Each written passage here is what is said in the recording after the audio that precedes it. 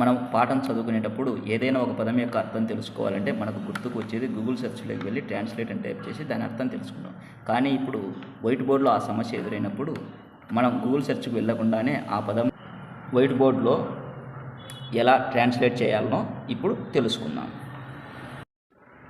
Text పైన click చేసి white బోర్డ్లో ఎక్కడో చోట టచ్ చేస్తే బాక్స్ ఓపెన్ అవుతుంది. బాక్స్లో టచ్ చేస్తే మన కీబోర్డ్ ఓపెన్ అవుతుంది. కీబోర్డ్లో ఒక వర్డు లేదా వాక్యంని టైప్ చేయాలి. టైప్ చేస్తే మనం ఇక్కడ వర్డుని టైప్ చేస్తున్న కోవలెంట్ బాండ్ అనేది దాన్ని టైప్ చేసి దాన్ని సెలెక్ట్ కూడా చేసుకోవచ్చు. సెలెక్ట్ చేసుకొని కాపీ చేసుకోవచ్చు మరలా టైప్ చేయకుండా. ఇప్పుడు కీబోర్డ్లోకి వెళ్ళి కీబోర్డ్లో గూగుల్ సెర్చ్ అనే సింబల్ ఉంటుంది, దాన్ని క్లిక్ చేస్తే మనకు డిటెక్ట్ లాంగ్వేజ్ తెలుగు అని వస్తుంది. ఇక్కడ క్లిక్ చేస్తే చేయబెట్టి ప్రెస్ చేస్తే మనకు పేస్ట్ అని వస్తుంది. అక్కడ ఇంతకుముందు కాపీ చేసిన దాన్ని పేస్ట్ చేస్తే మనకు బాక్స్లో సమయ నిబంధన అనేది వస్తుంది.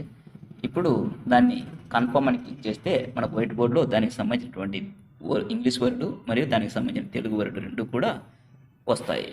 ఈ విధంగా మనం ఒక వర్డ్ లేదా వాక్యాన్ని తెలుగులో ట్రాన్స్లేట్ చేసుకోవచ్చు. ఇది ఇంగ్లీష్ కావచ్చు, హిందీ కావచ్చు, ఏ విధంగా అయినా సరే, ఏ లాంగ్వేజ్కి అయినా కూడా ఇదే విధంగానే ట్రాన్స్లేట్ చేసుకోవడం అనేది జరుగుతుంది.